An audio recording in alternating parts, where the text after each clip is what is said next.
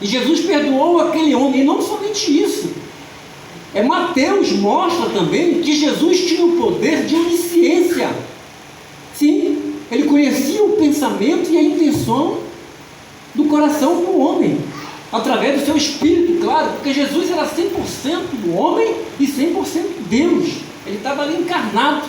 A Bíblia fala que o espírito que não confessa que Jesus é em carne e osso, isso não era parte de Deus, né? Então nós afirmamos que Jesus veio em carne e osso, mas nós afirmamos também que Ele é Deus, que Ele habitou entre nós, cheio de graça e de verdade.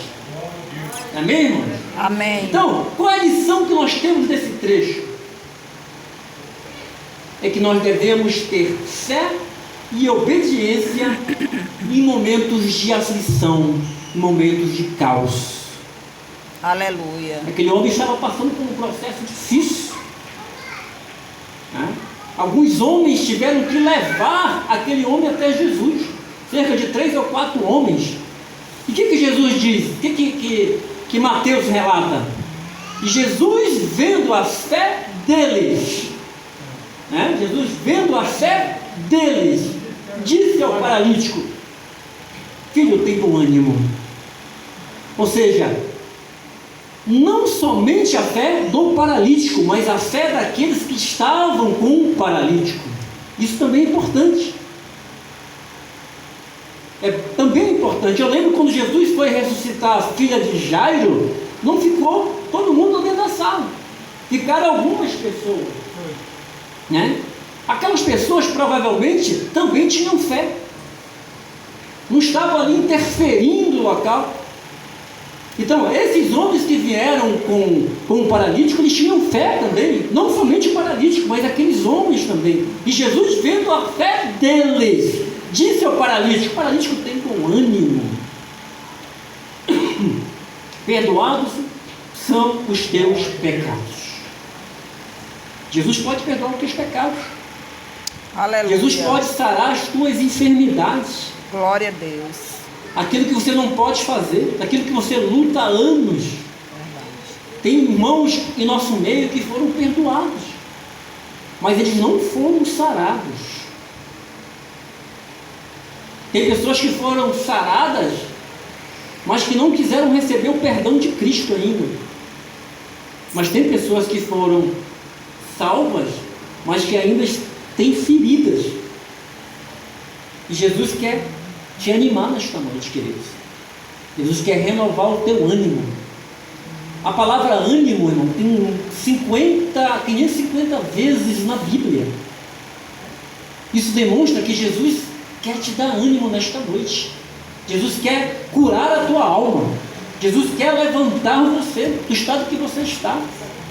Cada um de nós tem uma história. Cada um de nós tem uma história. Qual é a tua história? Jesus sabe de todas as coisas.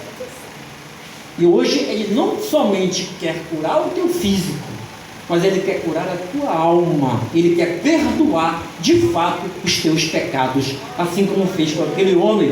Ele fez uma obra completa na vida daquele homem. Ele curou completamente. Ele tem autoridade para perdoar pecados. Ele tem autoridade para curar as doenças. Ele tem autoridade para curar as doenças emocionais. Eu falei outro dia aqui, não sei se os irmãos lembram, eu falei de certas pessoas, isso eu gosto de relatar porque isso é muito sério, e muitos de nós, às vezes estão na igreja, mas eu costumo dizer que a gente às vezes usa máscaras. Nós usamos máscaras. A pessoa que está lá no mundo também usa máscaras. Tem um escritor, eu acho que é inglês, chamado Shakespeare. Ele diz que a vida é um palco e nós apenas interpretamos. Nós somos atores, estamos aí interpretando. Ninguém é autêntico, né? Verdade. E tem um filósofo chamado Michel Foucault. Ele diz o seguinte, que é no subterrâneo da sociedade, lá nos bastidores, que nós somos o que realmente somos. que o homem é aquele que é na sua mais alta plenitude. É lá no subúrbio. Mas quando o homem vem para Jesus, Jesus quer o homem autêntico. Aleluia. Jesus, ele transforma. Nós paramos de interpretar, nós paramos de usar máscara, porque Jesus, ele cura a nossa alma, ele cura o nosso interior, ele faz uma obra completa. Aleluia! Glória a Deus. E eu lembro quando eu estava, isso eu queria relatar, em frente a uma lanchonete, até falei isso outro dia, e eu olhei algumas pessoas, algumas crianças brincando, e eu comecei a observar aquelas crianças, e da maneira que eu comecei a observar aquelas crianças, eu comecei a observar também que tinha adultos fazendo com que aquelas crianças sorrissem, trazendo alegria àquelas crianças. E aqueles adultos, eles estavam vestidos com umas roupas que vestia das suas cabeças aos seus pés.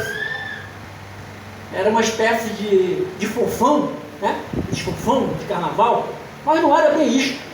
E estavam com máscaras. E pouco dava para diferenciar, porque a roupa era bem larga. Se era homem ou se era mulher, estava tudo misturado. Só quando andava, que a gente percebe o andar feminino e o andar masculino. Né?